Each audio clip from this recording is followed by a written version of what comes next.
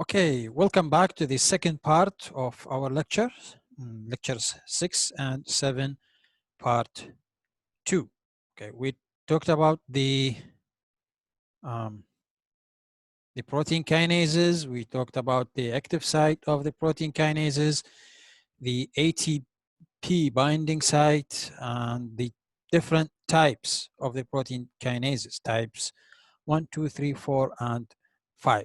Now, let us talk about those types in more details. Okay, let us take some examples on drugs that act as inhibitors. Okay, so the first one is going to be the endothelial growth factor receptor kinase inhibitors, or EGFR. Okay, the EGFR is, they found that it is expressed or overexpressed in some kinds of cancers. Okay, so inhibiting this receptor would be effective in treating those kinds of cancers. All right, and because it is a receptor, so it has part of it that is outside the cell that binds to the endothelial growth factor, and hence the name endothelial growth factor receptor. But because it's a kinase, that means it has a second part or another part that is inside the cell, which act as a phosphorylating enzyme or a phosphorylase. Okay, the first agent that reaches the market, which act as an inhibitor for the EGFR, is the gefitinib. Okay, gefitinib is the first EGFR kinase inhibitors. Okay, so now someone would say, if it is a receptor and the receptor is outside the cell, okay, why don't we just make inhibitors that block the receptor part, which is outside the cell? Okay, remember, all of these agents, these inhibitors, need to get inside the cell to be active. Okay, and that means we have to have a balance between the hydrophilicity and the hydrophobicity. Okay, we need it to be hydrophilic enough to be soluble in water, because the human body is what, 60-70% water, and it has to be hydrophobic or lipophilic enough to get inside the cell. All right, this is the structure of gefitinib. As you can see, these are the different important parts of the molecule. It was developed by AstraZeneca. I think all of you know this company, and it inhibits the kinase active site of the epidermal growth factor receptor. Okay, the EGFR is a tyrosine kinase receptor, as we mentioned earlier. As you can see from the figure, it's 4-anilinoquinazoline structure that act as type 1 inhibitor. Okay, this part is the this is the quinazoline part, and if you combine both of these, it's gonna be 4-aminoquinazoline structure, this one. Okay, it acts as type 1 inhibitor, and you have to remember, what do we mean by each each different type: type 1, type 2, type 3, and so on and so forth. Okay, the lead compound for gefitinib is this one. Okay, it is an active inhibitor, active in vitro inhibitor. Okay, they found that the secondary amine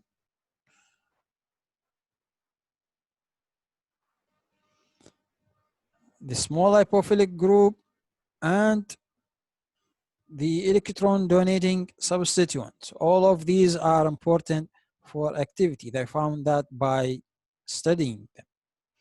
Okay, as we said, it's useful in vitro activity. Okay, it's good inhibitor in vitro, but it has lower in vivo activity due to rapid metabolism. Unfortunately, it is metabolized by cytochrome P450 enzymes. Okay, you can see here the metabolism of the lead compound. This is the lead compound. It's the same one that you saw earlier. By the action of cytochrome P450, there will be an oxidation either on the methyl group that will form this, or on the para position of the phenol, or sorry, the para position of the phenyl ring, okay, which form structure 3. In both cases, the compound will be inactive. The methyl group and the para position of the aromatic ring are susceptible positions, and I think you know that from your previous study. I think you studied metabolism in what, last year? Yeah, last year. Blocking metabolism should improve the half-life of the drug, right? So how did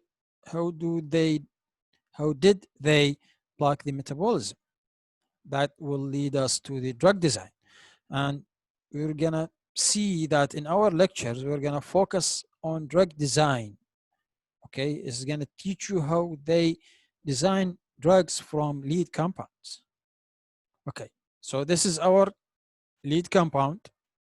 All right, they made this analog, let's say, okay, by adding chlorine atom, or let's say by replacing the methyl group with chlorine, and by adding a fluorine atom instead of the hydrogen here. As you know, there is a hydrogen. Okay, they had this compound. They found that this has lower activity in vitro but better activity in vivo. Okay, why? Because the fluoro substituent blocks the para hydroxylation of the aromatic ring. Okay, the fluorine is similar in size to hydrogen and has no steric effect, right? Because it's similar in size, but you cannot hydroxylate fluorine.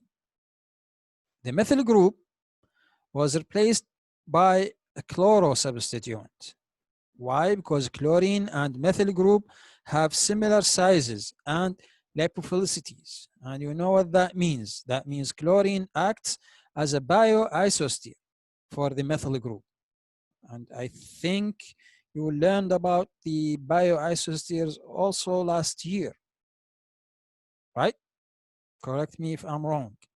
Chlorine is resistant to oxidation, and that's how they block it. This compound is less active in vitro, but more active in vivo, which is what we want. We want compounds that have more activity in vivo. All right. So this is the lead compound, and this is our analog. From this, they studied different substituents at position 6. Okay, they found that adding this substituent or this molecule or this moiety to compound number 4, that will gives you the gefitinib with better activity. This compound has an ionizable nitrogen. It's a basic nitrogen that is ionizable in vivo, and also it has a spacer. We will see why these are important. This whole thing, the morpholine, let me show you that. The morpholine group, okay, increases water solubility. Why it increases water solubility? Because the morpholine nitrogen allows generation of water soluble amine salts. Okay, basic nitrogen ionized, it formed the amine salt like the hydrochloride salt or the succinate salt. Okay, Also, the spacer allows morpholine to protrude out of the active site. If you remember the active site, I think you can go back to the first part and see the picture or the photo of, or the diagram or the scheme or the cartoon or whatever you want to call it for the active site. Okay, this will protrude out through the cleft. This compound will remain solvated when the drug is bound. Why we need compounds to be solvated? To be active. Okay, insoluble compounds are not active, they are inactive. Okay, this avoids desolvation penalty. All right. Okay. So what are the binding interactions of gefitinib? These binding interactions were identified by molecular modeling experiments, and gefitinib is docked with a model binding site. It binds to the ATP binding site. Okay, why they did that? Because we mentioned earlier that this one is a type 1 inhibitor. So how did they know that it's a type 1? By doing these experiments. The aniline ring occupies the normally vacant hydrophobic pocket. That's why we said earlier we need agents that are able to occupy those regions. The quinazoline binds to the same region as the purine ring of ATP. Okay, and we mentioned earlier you need agents to be able to form those hydrogen bonding with the hinge region. You see here, these are the hydrogen bonding with the hinge region. Okay, this one, as we said, it goes and bind with the hydrophobic pocket, and these goes or protrude out through the cleft. All right. The synthesis of gefitinib and analog, as you know, this is pharmaceutical chemistry. So this is the chemistry part of the class.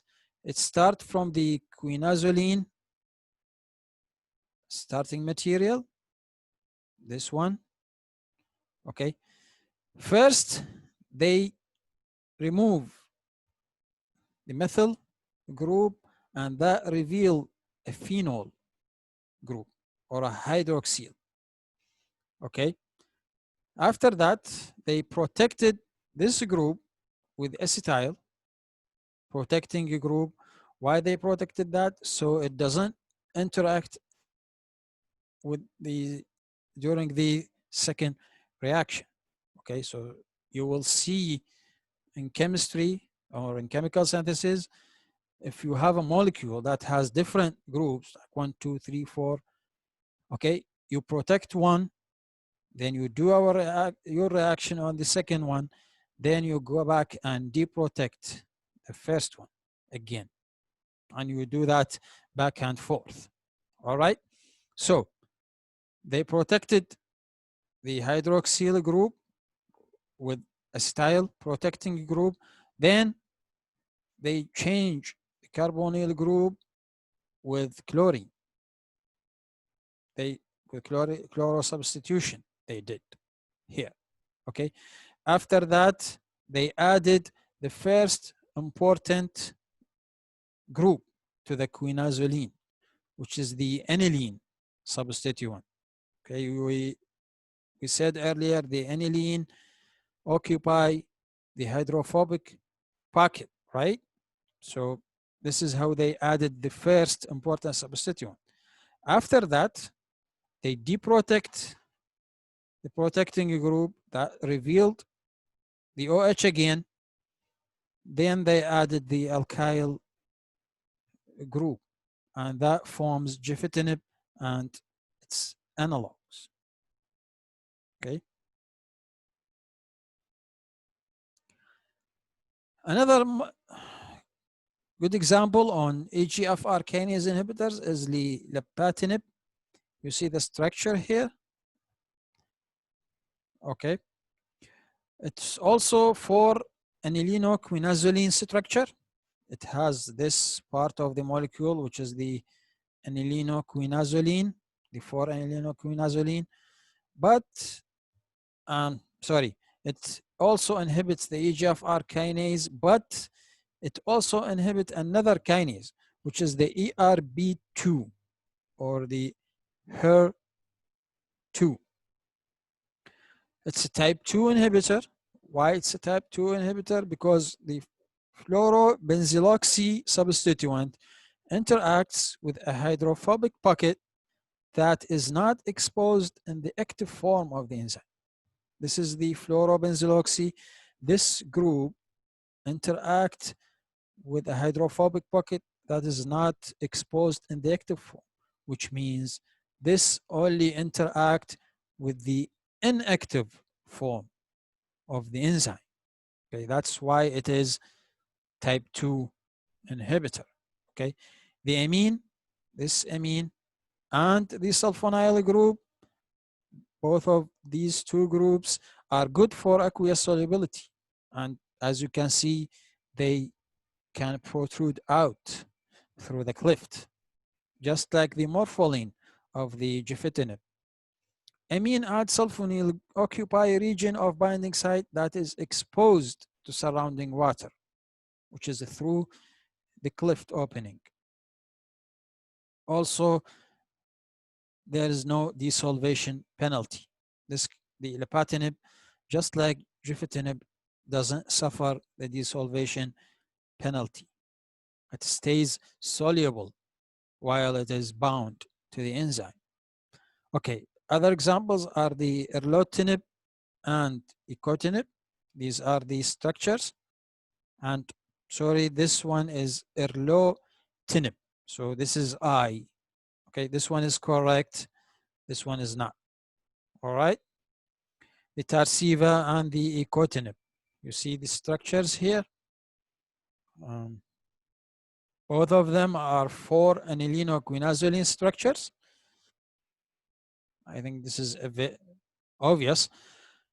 Both are type 1 inhibitors of EGFR receptor kinase.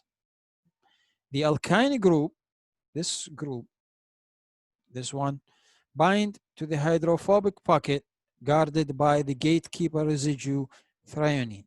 Okay, so this group, the alkyne group, bind to that hydrophobic pocket that we talked about. The crown ether of iccotinib, this one is called crown ether. It's called the crown because it resembles a crown, okay, and it has ether groups. This 1, 2, 3, 4. The crown ether of iccotinib is a solubilizing group, okay, because if you look at the structure, you will say, well, this one has these solubilizing groups that goes through the cleft. So where are the solubilizing group in the iccotinib? Well, the crown structure is the solubilizing group. And you will see that those EGFR kinase inhibitors, mostly all of them, or almost all of them, have those solubilizing groups. Other example would be the vanditanib. This is the structure. Okay, you see the 4-quinazolino group, the 4,4-anilinoquinazoline group. It has this additional moiety or moiety that protrudes out and that helps with the solvation. Okay, you see the naming. Okay, it has an extended spectrum. Why it's called extended spectrum? Because it inhibits the endothelial growth factor receptor, ERB2, the VEGFR, and RET. Okay, this agent, the vanditanib, was just recently approved. It was approved in 2011, which is recent in drug terms. All right. I think I'm going to stop here. This is the second part of the lecture. and we will continue with the third part. Bye-bye.